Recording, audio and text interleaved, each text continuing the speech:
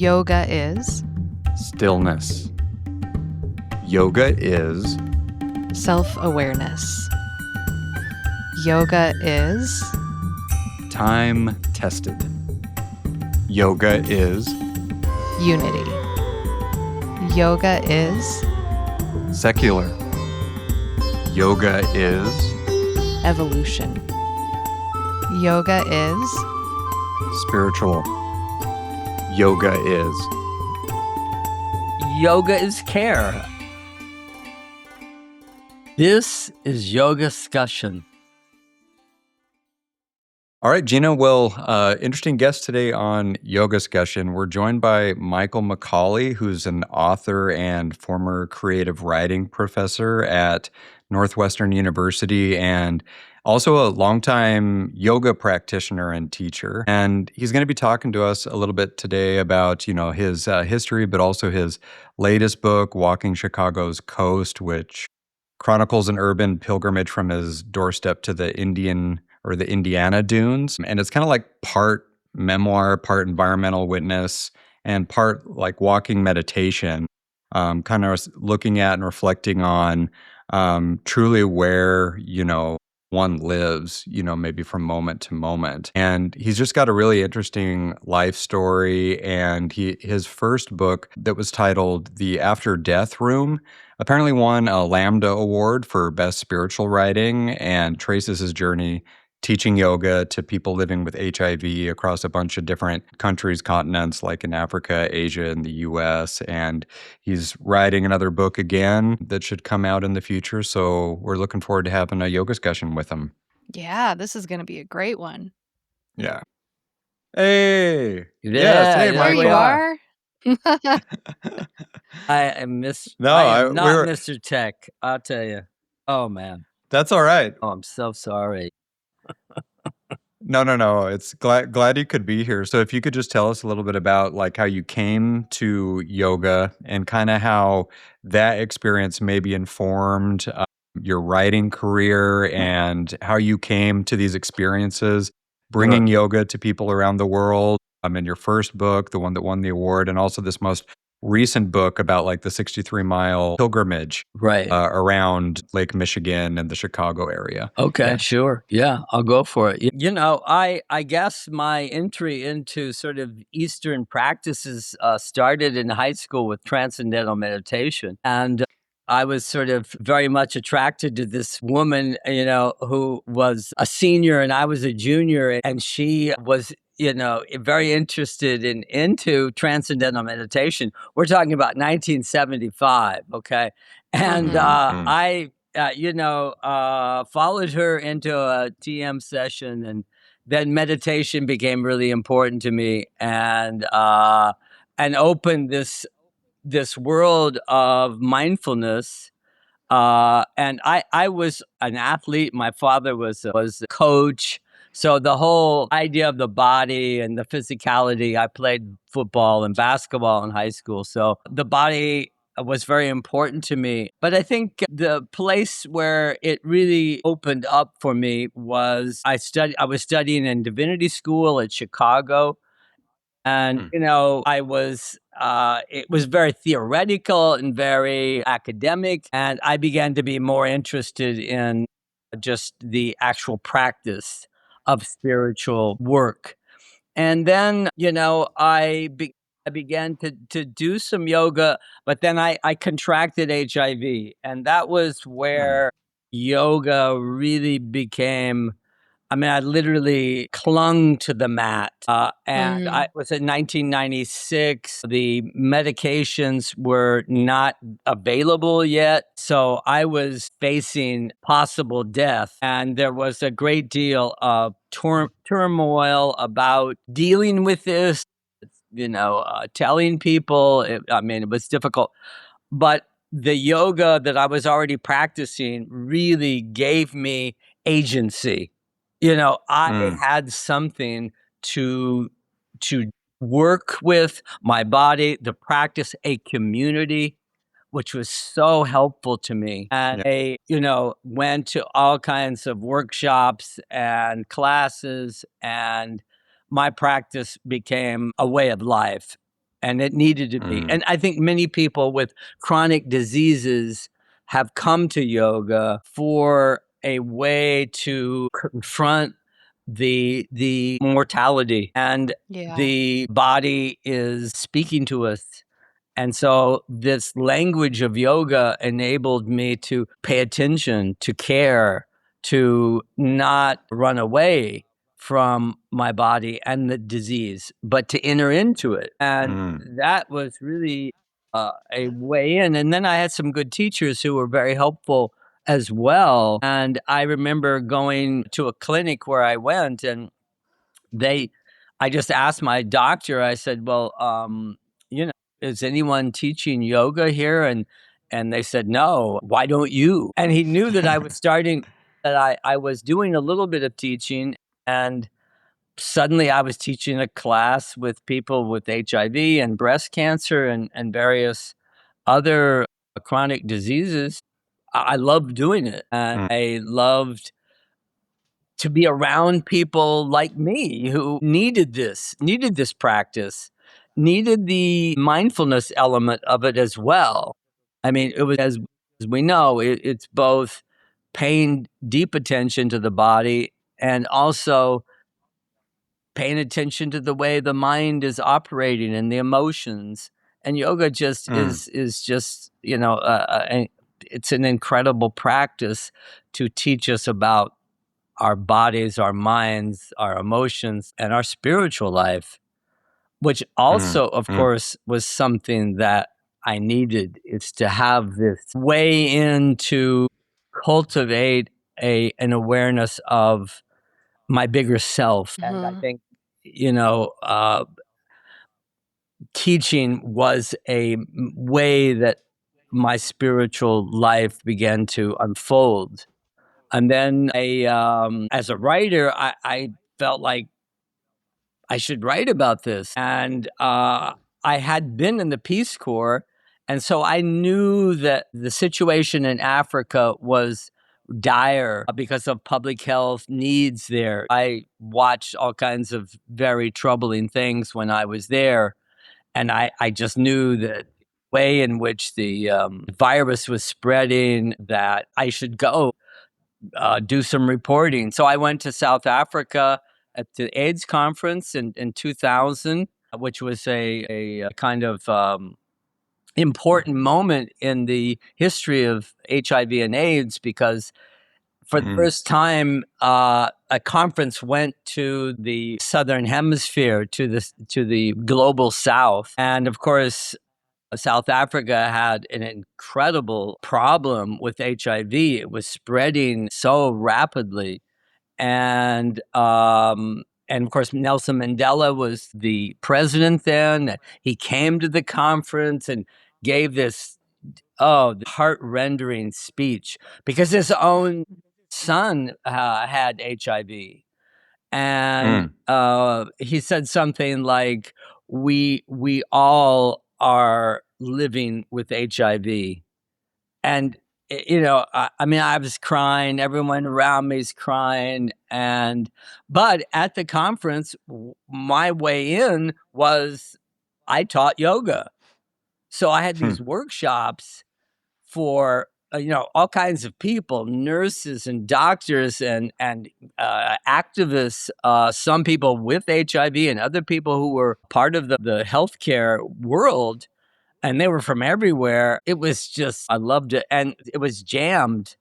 And they said, "Can you do another class, because we have so many people that want to do this?" And so I did another class, and then I was there for a month or more, and doing workshops with various groups of people. And it, you know, I just that was seminal for me. And then I came back, and then I went to Thailand and India and Vietnam. It's nothing like teaching yoga in India. to like social workers. I mean, I had this thing, and then I also taught yoga with some young men who were sex workers, but they were also activists because they were going out and handing out condoms and things, and so it was the sweetest thing because when I spoke whatever little Sanskrit that I knew, Sir Namaskar, whatever, they would start giggling, Yeah, they he light up. knows, and Yeah. it was like on a concrete floor. There was no mats, and it was, I think when you teach to people who are really desperate in need of care, it's transforming. Because I had the medications eventually, of course, and I would go places and they didn't, and Yeah. it was so heartbreaking.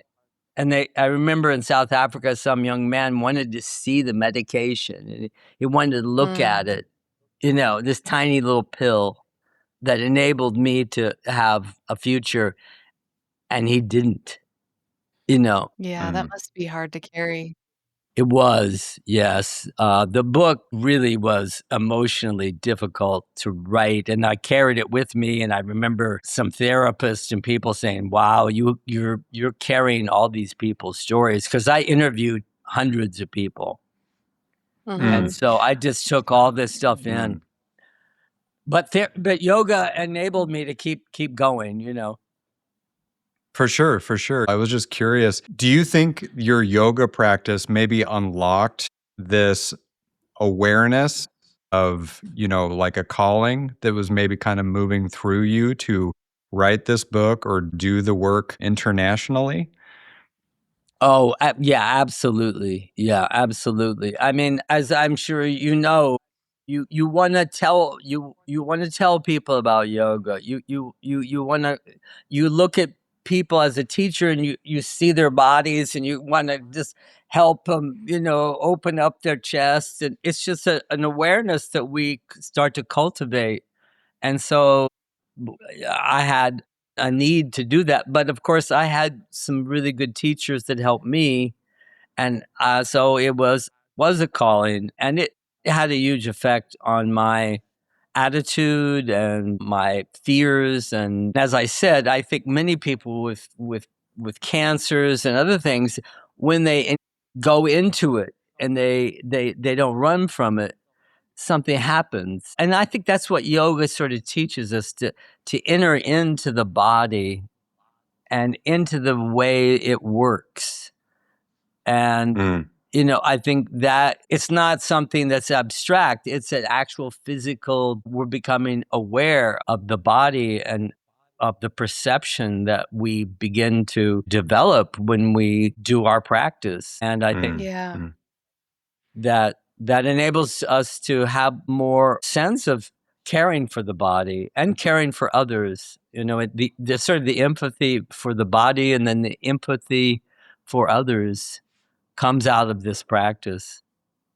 Yeah. Yeah, I think you just touched on that meme or whatever it is, the saying, if it's a cliche or not, I'm not so sure, but you need to be able to love yourself before you can love others. But I think you just touched on the power of actually what that's all about, right? Like that cultivation and connection to the actual self that allows you to really develop that compassion or empathy for other people. So it really seems like you've struck that chord, Michael. Yeah, Yeah. what I noticed when I was reading through your biography and I downloaded this piece of an article you wrote for Yoga Chicago, The Body as Poet. And what Right. struck Yeah. me, really good piece. Wow. What struck me was that in your work with these students who are writing and in your teaching as a writer and your teaching as a yoga teacher, and as you're in yourself too, like just how you are approaching who you are in this world, there's deep care. There's like this sense of like coming to the body with care and loving kindness and like showing up in a yoga practice in a way that's not performative, that's not based on like being perfect, but just showing up to care for the body.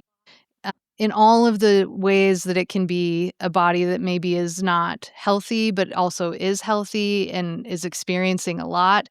And then, I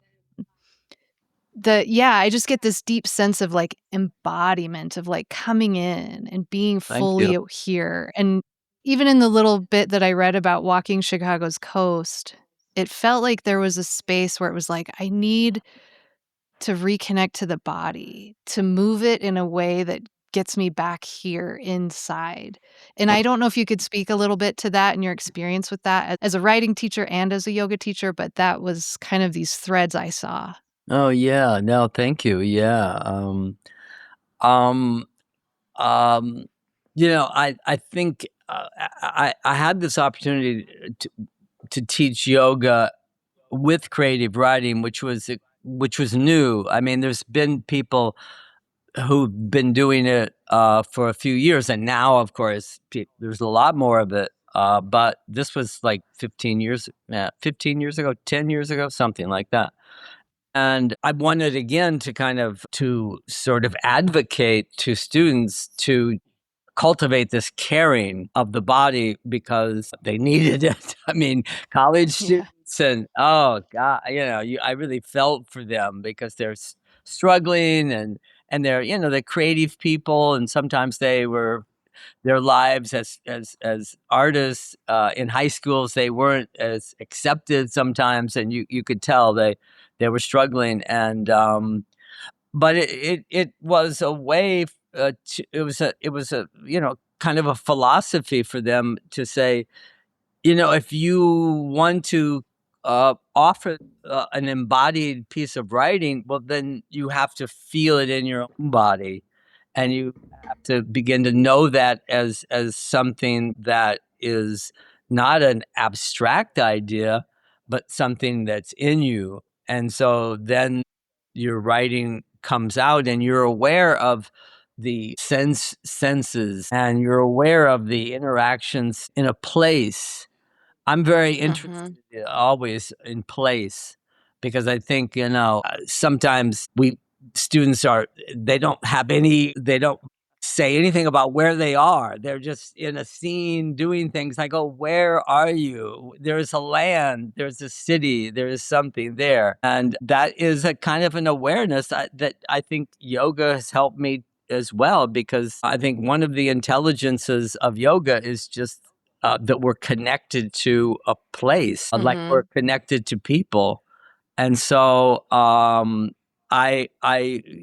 wanted to emphasize that the reader will engage, and I'm sure as readers, when somebody is giving a description of bodies and actions and emotions and sensations, we're kind of there with them. We Mm. feel it. Our own body feels it. I mean, people have talked about mirror neurons. You probably have heard that, where if somebody's yawning, suddenly we're responding. So we have this, like the bodies speak to each other without without necessarily the conscious mind saying this is what I'm doing.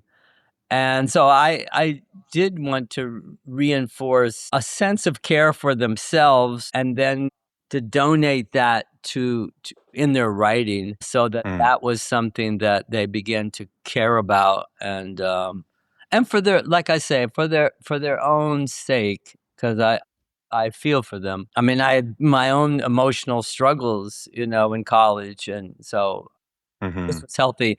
And sometimes, they would just go, "Can we just do yoga and not really do anything else?" So they needed it. I mean, Yeah. college needs more of that kind of thing, I think. So it Yeah. worked. Yeah.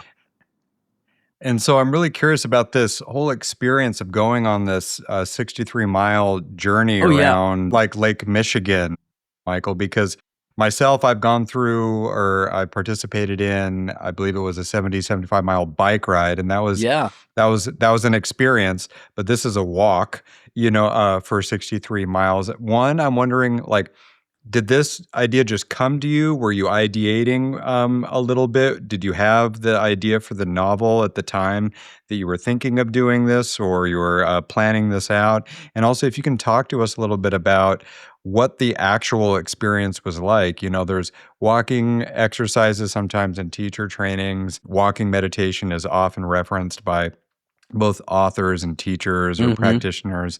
So if you can just kind of wrap that all up for us, that'd be great.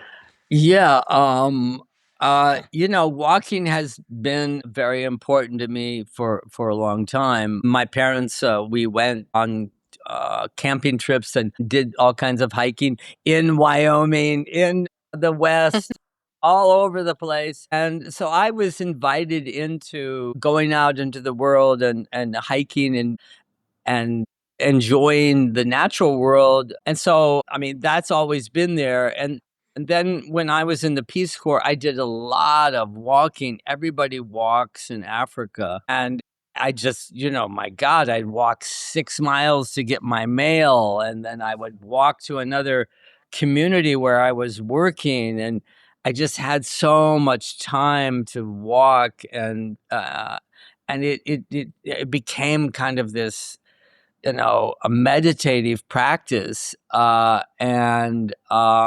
I, it's so that's where it started. And then I, did more hikes and walks and things like that. And then I went to Great Britain and did some walking there. And I came back to Chicago and I said, wow, if you can walk out of London, you should be able to walk out of Chicago. I, I just felt like I should be able to walk anywhere. And I also I worked in a prison with a Zen Buddhist group, a sangha, and we did the walking meditation. And that, that sort of was very important to me, that experience for a year. I began to go, walking, we're touching the world. And for these men, the practice of walking meditation, my God, it was so important to them. The need to have a practice. And I was very affected by them. And then I just felt like walking, it's a practice, it's a way of being in the world. And of course, with our background with yoga, it was just another way to sort of expand, connecting to the earth.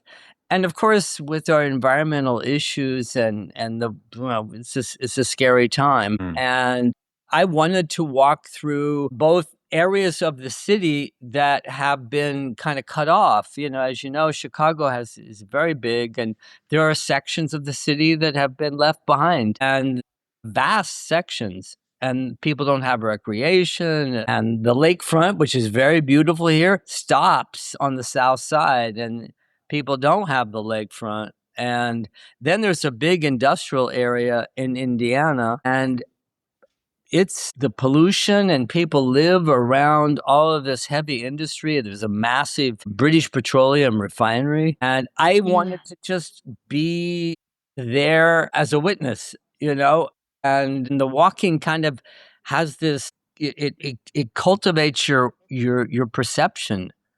You begin to mm, feel things and see things, and you sense history in the land. And I mean, especially over long periods of time. And it's in the city, it's not the beautiful, wonderful, Wind River Range. It is Chicago, and it's gritty, and there's there's expressways, and there's brown fields and superfund sites. But I kind of wanted to, to walk through that and take the reader through it. I wanted people to recognize that the land is an extension of us. And again, this caring thing. When we walk, we care, and we walk, with a sense of sacredness. I mean, many native people, of course, have that sense that mm, they're they're they're connecting to the kin, their kin, the land, the animals, the water, the trees. We're all related. And so in the city, no less. I wanted, again, I wanted to take readers through and give them a sense of being connected by a simple act of walking out of your apartment. I just walked out of my apartment and I just started walking. But one thing that was interesting about it was, and this is yoga too, is that you set an intention. You begin to say, I'm doing this. You mentioned, Brandon, about the pilgrimage. I mean, I didn't know if it Mm, was a pilgrimage, but I did say, I'm going to do this. And that changed how I saw everything, because I mm. said, Yeah. this is going to be valuable and I'm going to write about it. Suddenly, a few blocks away from my apartment, I was like, wow, I'm looking at things in a totally different way because I set out to do this. Yeah, for sure. And, comparing a seated, meditation practice on a comfortable cushion in a climate controlled space to a walking meditation. I believe I read that this was in August or, hot Yeah. summertime. Yeah. These are not exactly the same experience, right? Yeah. So Yeah. what what what could a what could this like walking practice or a walking practice maybe in general teach us about mindfulness that might be harder to access or different than a seated meditation or maybe even an asana practice in a yoga class, do you think? Yeah, that's really a good question. I mean, I think there is literally, I think you can walk in this way based on being conscious of how the body works. I mean, opening up the body and pressing the feet down and having a sense of the core. And not that I was doing that for 63 miles, but there was a sense of, the body being uh,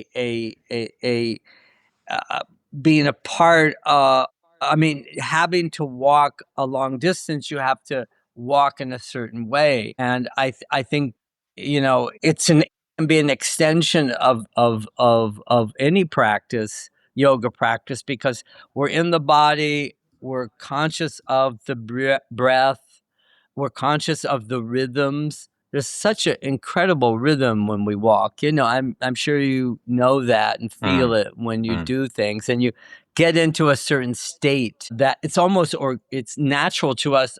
I mean, we are walkers. That's what our bodies For sure. Yeah. were I mean, that's what we are as creatures.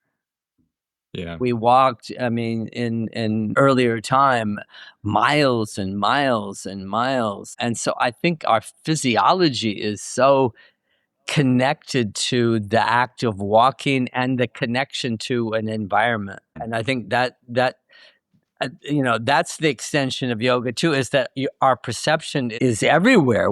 It's not just when we're on the mat, we're outside being conscious, developing our empathy, and developing our awareness of ourselves as we walk. So, and I've heard other good yoga teachers say to classes. I can't remember the guy's name. Maybe it was Richard Freeman, or I think, who was talking about, wow, people need to walk because it's such a good thing to augment your yoga. Kind of strict. Got to do the poses just right, and this is a way to move with a kind of moving asana, Mm, and you're still aware of your body and your core and the world and touching the earth. I mean, I'm a part of a sangha and we do have a walking meditation, and I'm conscious of just one step and another step, and every time it's a step and a touching of the earth. But again, as we know, you have to cultivate that patience and that focus. mm. It's hard to sustain it, and that's part of the journey we're all on with our yoga practices. Mm, Mhm. I wrote down some things as you were talking, especially when you were talking about moving through the landscape of Chicago and how, there's superfund sites and, like, all of this industrialization and parts of Chicago that's been left behind, and it something that came in, this isn't necessarily a question, but maybe you could speak to it a bit, is that landscape as part of the human psyche, right? Like, as you were talking, I was thinking like, "Oh, wow, that's so interesting how here's this once beautiful landscape that's been, like, kind of destroyed by industrialization." And then, like, also, like, the way as humans, we kind of have these ideas that, like, "Oh, we should be productive, we should be doing all this stuff," but we're not necessarily bringing again, coming back to the care. We're not bringing that care in. When we miss out on the care, whether we're a landscape or a human mind or body, we can fall into, like, a mental superfund. And I don't know if that God. occurred to you while you were, like, Wow. walking or Yeah. while you were writing this, but if how That's how does that wow. land with you? That's very perceptive. Yeah, that's great. Mental superfund site. That I love that. I agree. I mean, we can destroy ourselves because of patterns of thinking and not being conscious of how our bodies are really sacred. And we use it to do the things that our ego wants us to do, and we've got to do this and make money and do that, and some of the ideas that we have about interactions with people are sort of superficial. They're you know Mhm. they're not they're not embodied again, so um yeah, I think the land teaches us uh things about how to be and how to care. Again, native people have that deep history and awareness that they have sustained, and they honor. Honor, that's a good word. Mhm. Yeah, they kind of have this sense of of of awe about the history of the land around you. And of course, where you are, it's so dramatic, and you go, oh my, the mountains, and this is incredible. But in the Midwest, you're gonna go, oh well, and that's something that the Midwest is a problem, because we've manipulated the land completely. Mhm. I mean, someplace like Illinois or Indiana, 99% of every acre has been altered by human beings, and I think that Mm. affects us because we have this sense of power over everything, like we're in control, and it's like, no, we're really not. We're just a part of the ecology, but that has, as you say, Gina, that's affected our sense of relationship. And And yet Yeah. I do wanna point out, 'cause you have a very beautiful path to walk, and you've been walking it, and I wanna point out that you're bringing honor to these places that have been sullied, destroyed, broken, whether it's human spirit, like in people who have contracted HIV and are like, "Oh my god, my mortality is right in my face," and you're like, "I'm bringing honor to this." But also to the landscape too, like, that's what I see as or that's what is coming up in my thought process as I'm listening to you talk, is that you are bringing honor back to these places, and that's a really beautiful work to do. well, thank you. I mean, I think it's an extension of this spiritual practice is as the sacred. Everything is the sacred. I mean, The Superfund site is still sacred. it is still sacred. I Yeah. remember walking through a section of it, and I did have that feeling that this is like such a degraded area. But again, I mean, I thought this walk is probably the most powerful walk that I've ever taken, and I've been to Grand Canyon, and I've walked in Patagonia in South America and Europe, and the Camino Santiago, and all over the West, and I lived in Seattle, and I've walked a lot of beautiful places, and I this was the most transformative walk I ever made, because Mm. again, it was, and I guess my own brokenness too was connected to some of these places. I identified with them in a way. I also grew Mm. up in a factory town in Indiana, and it has fallen. And so I have a sadness about my hometown.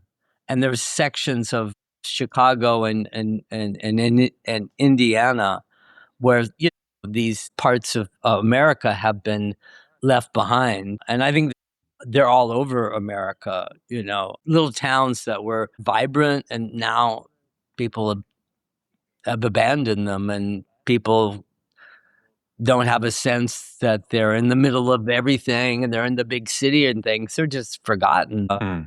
I think that's a lot of our problems is that we have disconnected lots of people from a sense of being a part of the rest of the moving and shaking and the energy of America. So, but yeah. Mm. Yeah, Michael, I'm curious, was there like a conscious or intentional thread or through line between teaching yoga to people facing hardship or even facing death and walking through or around Chicago, facing all the different forms of kind of like this slow death or decay, or maybe even some of the positive aspects, in both of these? Earlier in the conversation, you were touching about how you saw these smiles, in people who are going through hardship. And I'm assuming that even during this walk, even though you were observing a lot of, if you want to use the word, like negative impacted areas, but there was obviously some positivity there. Could you maybe speak to that a little bit? Yeah, I met a few people on my walk. Not enough. I mean, if I would do it again, I would spend more time and kind of use the walking in the state that I was in to kind of like connect to some more people and go in and talk to people, because I was in an attitude of being aware of of bridges and buildings and the land, but I was kind of rushing through in a way because I wasn't sure I was going to make it. I thought, I've got to keep going. But I did meet some people, and they were really excited about what I was doing. And I thought, wow, they really are cheerleaders in a way for this. There was a African guy who was, well, he's African. He's from Ivory Coast, and he actually is from my own neighborhood, but he was way out there, and he actually saved me because I got lost in one section because it was dark, and we just had this really great conversation. And then he was talking about the land in Africa, and it was polluted and oil and all kinds of problems, and it was just, we had this connection, and it was like, wow, is it because I've been walking, or what was it? And then another woman who was working at a hotel where I stayed, and I had initially, when I first started the walk, I kind of went and took a little drive to see where I was going to walk, and then I, kind of went to this hotel. Actually, it was a casino. Actually, it was a casino that Trump built years Oh, ago, I'm sorry to say. And, uh, and anyway, there was a hotel, and I put my credit card down, and I said, "Well, I'm coming. I'll be coming here because I'm gonna walk. I'm gonna walk here." And she said, "Oh my God, you're gonna walk here?" And so when I came back the second time, she said, "Oh, you made it," and she was so excited, and I was very emotional because she was the only person, because I didn't tell anybody. I don't know why. I didn't tell anybody I was doing this. So she was the only person that knew that I had done this, and then I met some other younger people at a restaurant in Gary, Indiana, and then, I met some people along the way, and that was really, uh, there was some warmth about interacting with people, yeah, I think that's what I sensed. But I think the yoga practice, um, has reminded me that the yoga extends outward, into the social world. And I think that was something I wanted to to emphasize when I was out there, was that, all these people are a part of this, and they are doing their work and living, and there would be some area of a city that was really, a fallen part of a town. I mean, Gary, Indiana is really a struggling town, but then there's this wonderful little garden, and somebody's cultivating all of, these roses and this and that, and it's just like this beauty in the middle of struggle and uh, degradation. And it's very inspiring when you see these little acts of beauty. Mm. Sometimes I actually notice in people's windows little displays. You know what I mean? Sometimes you're just not paying attention, but if you Yeah. walk for a long time, you kind of go, "Oh, somebody has done their yard just like this," or they put all these things in their window. And I thought, wow, these little artistic efforts, like And those are things gardens. that you wouldn't maybe see if you were driving, right? It's like No, it's yeah. almost like the act of walking is its own form of awareness, right? Because you're Yes. moving through a landscape at a very different speed than most Americans or most modern people are used to. Right. And Mm. so it brings a totally different level of awareness into it to where you can see beauty and degradation. Whereas if you were in a fast-moving car, you might look out and be like, "My god, this is terrifying or horrible or awful," and you miss the garden, and you miss the little shrines in the windows, and you Wh miss the Yeah. humanness of this landscape that maybe feels devoid of life or nature or, those qualities that we think of being associated Mm. with Yeah, nature. absolutely, and then I'm somebody who really likes birds, and here were cranes, and Yes. right next to this awful sort of, scrapyard, and, various kinds of birds, and, they're there, and in fact, in some places in Gary, Indiana, they have 30-year-old trees that have grown up out of abandoned lots. And Mm, and there's bird nests, and nature's coming back. I mean, nature will, when we're gone, Yeah. yeah. it's just like, yeah, oh, humans were here for a flash, and, I so Yeah. Yeah. It's crane season here, and I was walking my oh, dog the other day, and I these 3 cranes flew over, and then last night they flew over again. Sandhill oh, cranes, they're my favorite. sandhill, yeah. I Oh love my them. gosh, they're the most amazing bird. They're so prehistoric, and I just had Yes, this thought, I was like, for millennia, these birds have been flying over this area right. as a giant species, and, Yeah, like, I'm so small, I'm so little, and I'm so short-lived. right. And these birds have spanned such a long time, Yeah. and it just I don't know, there was just such a nugget of appreciation there. Oh Yeah, god, yeah. that's arguably the best thing to do in Nebraska, and I lived in Nebraska Oh, for a yeah, time. right. If you ever have the opportunity to go to, what is it? Kearney, I think, or middle Nebraska, and Mhm. see those cranes doing their thing either at sunset or sunrise, that can be a very powerful experience to Oh, be yeah. amidst, what is probably thousands and thousands of birds Oh, either yeah. flying into the sky from the ground or landing on the ground like Oh, from the yeah. sky. But there's definitely like a continuous thread through all this that we've been touching on, Michael. But I'm kind of curious, like you've had such an amazing life and yoga's been a big part of it.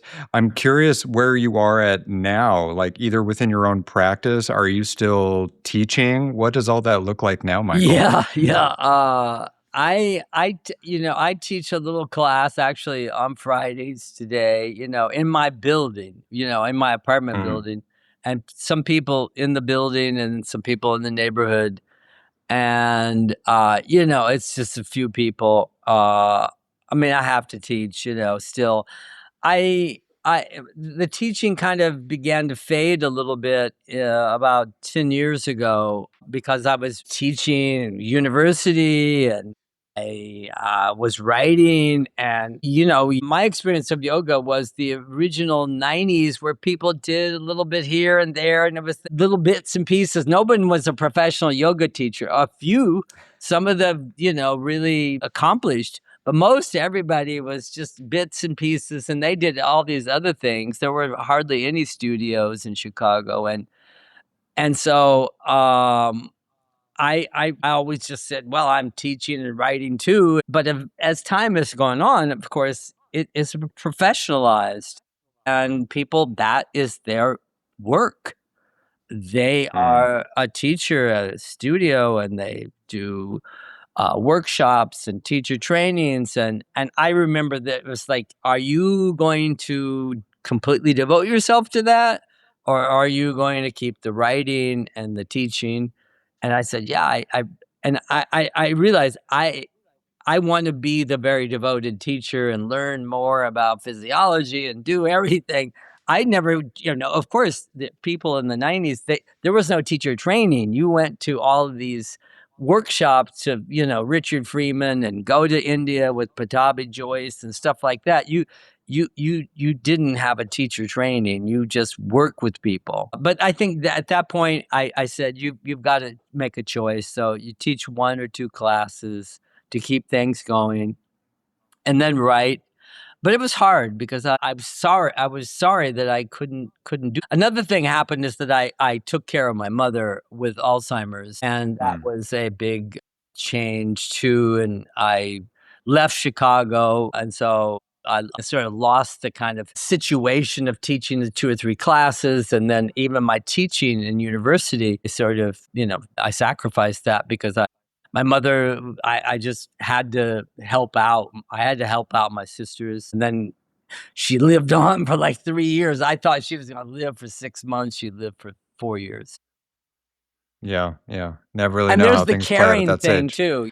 I just felt like I Yeah. had to care, and it was an amazing experience to take care of your mother. I mean, I don't have children, so it was a way for me to have that experience of feeding and cleaning and everything. I mean, Mhm. it was an incredible, very and very powerful feeling. It was like a lesson that my mother gave me, was to do that. I mean, it can be very difficult. Many people care for their parents, and it's painful and it's hard, and they can't because they have the job. But I felt like I could because I'm single, and I thought, well, I'll go there, and so that kind of changed my yoga practice a little bit. But my practice is going, and I'm a part of a sangha that is really important to me. I have a very good teacher, Gabriel Halpern, who is a kind of a mentor, and I keep it going, and go to a very good friend of mine's class, and he lets me come for free because these days yoga in Nice. Chicago is like $32. I was like, You're right. it's kinda hard to do Yeah. that. It's like, I'll just Yeah, roll out the mat in my own apartment. But yeah, the the community Chicago is yoga important, tax. though. Community is so important, Sure. though. Yeah. Absolutely. Yeah. And then the last question for you, Michael. If you could describe what yoga is for you in 3 words. 3 words, okay. Wow, I mean, as a Take your writer, time. wow. Yeah, yeah, yeah. Yoga is care, I guess. Yeah, I love that actually. yeah, Yeah. yeah, Yeah. yeah, Yeah. yeah, Yeah. yeah, yeah. Yeah. Well, thank That's you, pretty Michael, good. Yeah, for yeah. joining Thank us you, for a guys. yoga Yeah, discussion. thank you, guys. Yeah, I mean, it's been great. Great questions, great interaction, conversation. Good luck, and I appreciate what you're doing. It's really helpful to have Oh, these things, and think about these, how yoga works for everyone. Yeah, we thank you appreciate that. We for, appreciate that. yeah, bringing yoga to people who need it and showing them that there's a different way to care for themselves that isn't, like, based in some kinda consumeristic, capitalistic, extractive system, Like, I know it. it shows that you care deeply for your students and for yoga and yourself, and I think that's really beautiful. It's a beautiful model to put forward for Thank people. you. Thank you. Want to get early access to ad-free episodes of the entire Growing Yoga Discussion archive, as well as live recordings? Want to submit comments and questions to the guests and the hosts? You can join the YogaScussion Circle and receive a link to join each YogaScussion episode as it's recorded.